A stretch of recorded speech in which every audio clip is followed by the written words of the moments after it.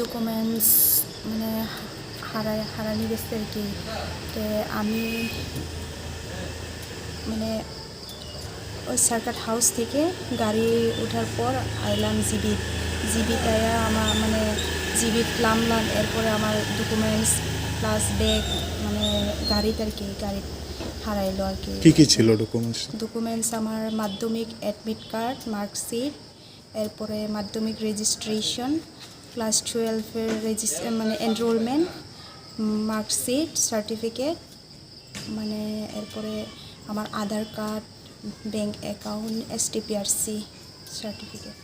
কবে হয়েছিল হারানো গেছে? 19 তারিখ 11 মাস 2023। এখন কি পুলিশে জানানো হয়েছে? পুলিশে জানানো হয়েছে। এখন মানে কী করবেন যদি কেউ পেয়ে থাকে?